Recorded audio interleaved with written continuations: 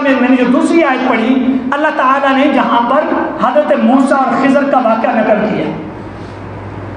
جب حضرت موسیٰ علیہ السلام حضرت خضر علیہ السلام کے ساتھ چل پڑے، راستے میں جو 3 بڑے بڑے واقعے نمودار ہوئے، رونما ہوئے، حضرت خضر علیہ السلام نے ایک کشتی کا تختہ توڑ دیا، ایک بچوں میں ایک بچہ کھیل رہا تھا اس کو جا کر قتل کر دیا، ایک جگہ جا کر کھانا مانگا، علاقے کے لوگوں نے کھانا نہیں دیا، ان لوگوں کے محلے میں ایک دیوار چڑھانی شروع کر دی۔ اب یہ تینوں کام ایسے تھے جو حضرت موسیٰ علیہ السلام کے لیے بڑے عجیب تھے۔ بھئی عجیب بات ہے، ایک بندے نے کشتی میں ہمیں بٹھایا، ہمارے ساتھ نیکی کی اور پھر ہم سے پیسہ بھی نہیں لیا، اور اس کی نیکی کرنے کے بعد موسیٰ خضر علیہ السلام اٹھ کر کے اس کا کشتی کو اندار بنا دیتے، اس کا تختہ توڑ دیتے، اس میں نقص وارد کر دیتے۔ ایک معصوم بچہ بچوں کے درمیان کھیل رہا ہے، باقی بچے بھی کھیل رہے ہیں، کسی کو نہیں پکڑا، اس بچے کو پکڑا، اٹھا کر مار دیا جان سے۔ عجیب بات ہے۔ اور پھر اس کے بعد تیسرا کام یہ کہ ہم ایک علاقے کے لوگوں سے کھانا مانگتے ہیں، وہ ہماری میزبانی نہیں کرتے، ہماری مہمان نوازی نہیں کرتے، اس کے باوجود ان کے محلے میں، ان کے علاقے میں گری ہوئی دیوار ہے، کہتے موسیٰ اور مل کر کے اس کو چڑھاتے ہیں، اس کو دیوار کو تعمیر کر دیتے۔ تینوں کام عجیب ہیں۔ یہ موسیٰ علیہ السلام کے اعتبار سے عجیب ہے، چونکہ موسیٰ علیہ السلام کے پاس جو علم تھا وہ وحی شرعی کا علم تھا۔ وحی شرعی، نماز، روزہ، زکوٰۃ، عبادات، روحانیت، اس کا تعلق روح کے ساتھ تھا۔ اور خضر علیہ السلام کو جو اللہ تعالیٰ نے علم دیا تھا، جو وحی ان پر کی تھی، وہ وحی تکوینی تھی، جس کا تعلق، جس کو ہم کہتے ہیں اللہ تعالیٰ کون کہتا ہے فیکون ہو جاتا ہے، تکوینی امور، کھیتی باڑی کیسے کرنی ہے، انسانوں کی آبادکاری کیسے کرنی ہے، ان کی ضروریات کیسی ہیں، اس معاملے میں کیا ہو تو خرابی ہو جائے گی، یہ علم اللہ تعالیٰ جس کو ہم وحی کی 2 قسمیں کرتے ہیں، وحی شرعی، وحی تکوینی۔ تو موسیٰ علیہ السلام پر جو وحی تھی وہ وحی شرعی تھی، اور حضرت خضر جو اللہ تعالیٰ کے نیک بندے ہیں، بعض نے ان کو فرشتہ کہا، بعض نے نبی رسول کہا، بعض نے ان کو کہا اللہ کے نیک بندے تھے، بس وہ اللہ کے نیک بندے تھے۔ اور یہ بھی آج کل بڑا مشہور اور معروف ہے، خضر علیہ السلام زندہ ہے جی، قیامت تک زندہ ہے، کسی کو زندگی نصیب نہیں۔ نبی علیہ السلام نے ایک موقع پر یہ بات ارشاد فرمائی تھی، آج جو موجود ہیں، آج سے اتنے سال بعد ان میں سے کوئی بھی نہیں ہوگا۔ تو اس اللہ کے نبی علیہ السلام کے اس فرمان کے مطابق خضر علیہ السلام بھی اللہ کو پیارے ہو چکے۔ یہ جو لوگوں کو خضر علیہ السلام جگہ جگہ نظر آتے ہیں نا، بس اللہ تعالیٰ ہدایت ہے، اپنا اپنا نقطہ نظر ہے لوگوں کا جو بنایا ہوا ہے۔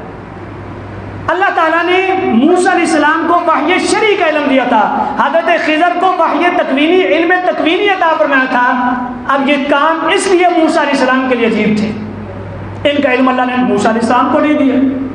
تو اس سے یہ بھی پتہ چلتا ہے اللہ اپنے نبیوں اور رسولوں کو جتنا علم دینا چاہتا ہے، نبیوں اور رسولوں کے پاس اتنا ہی علم ہوتا ہے۔ ایسا نہیں کہ ہر بات رسول جانتا ہے، ہر بات اللہ کے نبی جانتے، نہیں، کچھ باتیں، جو باتیں اللہ نے بتائیں آپ وہ جانتے ہیں، جو نہیں بتائیں وہ نہیں جانتے۔ وَمَا كَانَ اللَّهُ لِيُطْلِعَكُمْ عَلَى الْغَيْبِ وَلَكِنَّ اللَّهَ يَجْتَبِي مِن رُّسُلِهِ مَن يَشَاءُ۔ اللہ تعالیٰ تمہیں اپنے غیب پر مطلع نہیں کرتا، لیکن ہاں اپنے رسولوں میں سے جس سے چاہتا ہے اسے غیب پر مطلع کر دیتا ہے۔ لیکن جب غیب پر مطلع کر دیں تو پھر وہ غیب نبی اور رسول کے لیے رہتا نہیں، ہمارے لیے غیب ہے۔ اس کی میں ایک مثال دیتا ہوتا ہوں۔ آپ مری کا سفر کرتے ہیں اور مری کے سفر کے دوران موڑ کے اوپر ایک آئینہ لگا ہوتا ہے۔ اس آئینے کا مقصد کیا ہوتا ہے کہ دوسری طرف سے آنے والی گاڑی ہمیں نظر آ جائے۔ ڈرائیور جو اصول کو جانتا ہے، سڑک کے اصول کو جانتا ہے، اس آئینے کے مقصد کو جانتا ہے۔ اب ایک ساتھ ایک اناڑی بندہ وہ بیٹھا ہوا ہے، اس نے کبھی سفر نہیں کیا، نہ ڈرائیونگ کے اصول جانتا ہے، نہ سڑک کے اصول ضوابط سے واقف ہے، نہ اس آئینے سے واقف ہے، اس کو کچھ پتہ نہیں۔ اب وہ ڈرائیور کہتا ہے اس طرف سے پراڈو آ رہی ہے، ٹوڈی آ رہی ہے، جو گاڑی بتاتا ہے وہی گاڑی آ جاتی ہے۔ اب وہ کس کے ذریعے بتا رہا ہے؟ اس آئینے کے ذریعے بتا رہا ہے۔ ہمارے درمیان یہی فرق ہے، اللہ اپنے نبی اور رسولوں کو وحی کا جو آئینہ ہے اس کے ذریعے بات چیزیں بتاتے ہیں جو عام بندوں کے علم میں نہیں ہوتی۔ ہمارے لیے وہ غیب ہوتا ہے لیکن نبی اور رسول کے لیے وہ غیب نہیں ہوتا۔ عالم الغیب کون ہے؟ اللہ۔ اور اللہ تعالیٰ اپنے نبی اور رسولوں میں سے جس سے چاہتا ہے، جب چاہتا ہے، جتنا چاہتا ہے، اپنے غیب پر مطلع کر دیتا ہے۔ اور جہاں نہیں جاتا وہاں نہیں کرتا۔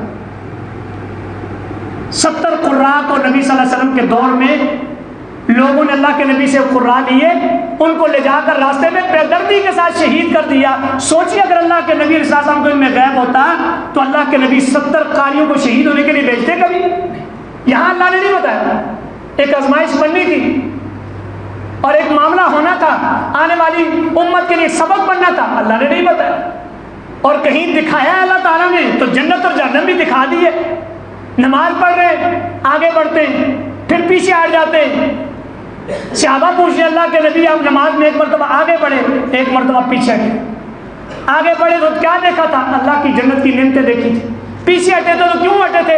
جہنم کی آگ دیکھی تھی۔ آپ فرماتے ہیں کہ میں نے اس آگ میں اپنا سایہ دیکھا اور وہ قریب تھی کہ مجھے پکڑ دی، میں پیچھے ہٹ گیا اس سے۔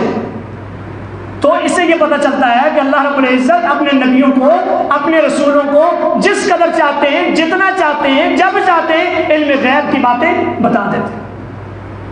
تو حضرت خضر علیہ السلام نے وہ جو 3 کام کیے، ان میں سے ایک کام کیا تھا کہ وہ دیوار چڑھا دی جس علاقے کے لوگوں نے کھانا بھی نہیں دیا۔ آخر میں حضرت خضر نے حضرت موسیٰ علیہ السلام سے وہ 3 چیزیں بتائیں، میں نے کشتی کا وہ تختہ کیوں توڑا، میں نے وہ بچہ کیوں قتل کیا، اور پھر اس کے بعد میں نے وہ جو دیوار چڑھائی اس کے چڑھانے کی وجہ اور سبب کیا تھا۔ وہ تینوں باتیں اللہ نے قرآن مجید میں ذکر کی پے در پہ۔ اما السفینہ فکانت مساکین یعملون فی البحر فاردت ان اعیبها وکان وراءهم ملک یاخذ کل سفینۃ غصبا۔ موسیٰ جو میں نے وہ کشتی کو عیبدار بنایا، وہ اس لیے بنایا کہ وہ کشتی چند مسکینوں کی تھی، اس سے وہ سمندر میں، دریا میں اپنا رزق کمانے کا ذریعہ تھا ان کا، اور اس علاقے میں آگے جہاں وہ کشتی جا رہی تھی اس علاقے کا بادشاہ جو کشتی اچھی لگتی اس کو غصب کر لیتا، میں نے اس کو عیبدار بنا دیا تاکہ وہ عیب سمجھ کر کے لے ہی نہیں، اور ان کا کام چلتا رہے۔ وَأَمَّا الْغُلَامُ فَكَانَ أَبَوَاهُ مُؤْمِنَيْنِ فَخَشِينَا أَن يُرْهِقَهُمَا طُغْيَانًا وَكُفْرًا فَأَرَدْنَا أَن يُبْدِلَهُمَا رَبُّهُمَا خَيْرًا مِنْهُ زَكَاةً وَأَقْرَبَ رُحْمًا۔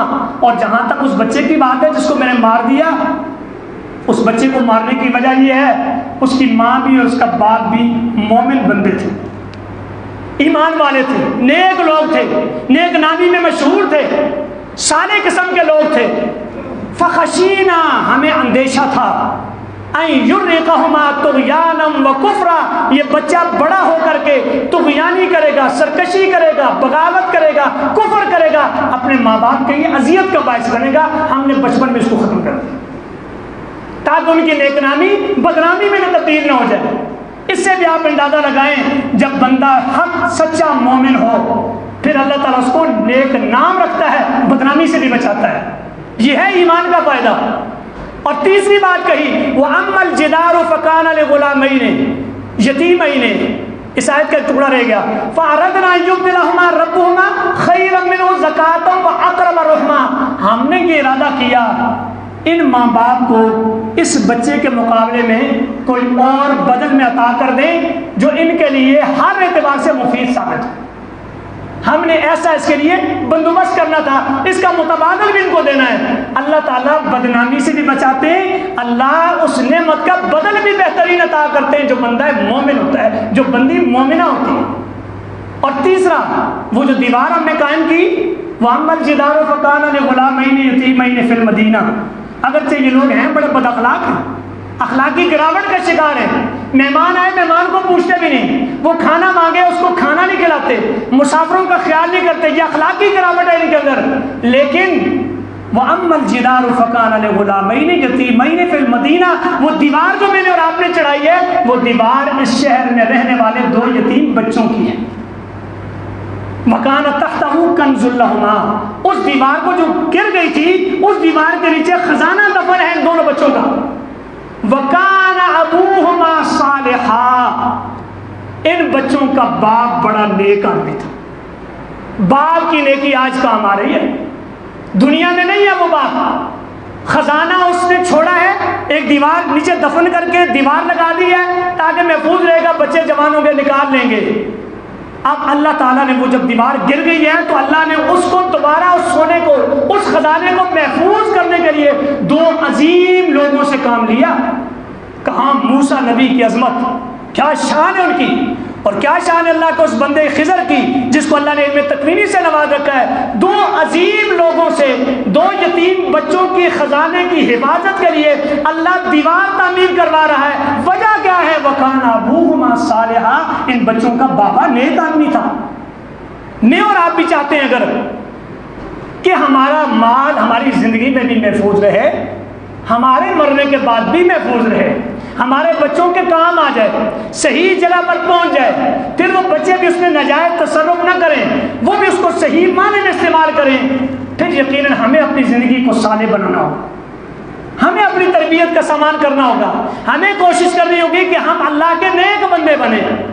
جب ہم نیک بنیں گے اللہ ہمیں حیات طیبہ بھی دے گا، اللہ ہمارے مال و متاع کی حفاظت بھی کرے گا، ہماری زندگی میں ہی نہیں بلکہ ہماری آنکھیں بند ہو جائیں گی، جب ہم کچھ کرنے کے قابل بھی نہیں ہوں گے، قبر کی خاک میں پڑے ہوں گے، اس وقت ہمارے مال جو ہمارے بچوں کے پاس جائے گا اللہ اس مال کی حفاظت کا ذمہ بھی اپنے پاس لیتا ہے۔ مکان ابوہما صالح فاراد ربک ان یبلغا، اب آیت پر غور کریں، اس کا باپ، ان کا باپ نیک تھا، فاراد ربک، تیرے رب نے یہ ارادہ کیا، ان یبلغا اشدہما، وہ بچے جوان عمری کو پہنچ جائیں، وہ یستخرجا کنزہما رحمتا من ربک، تیرے رب کی رحمت کے صدقے وہ اس خزانے کو وہاں سے نکال لیں۔ کتنی اللہ نے حفاظت کی۔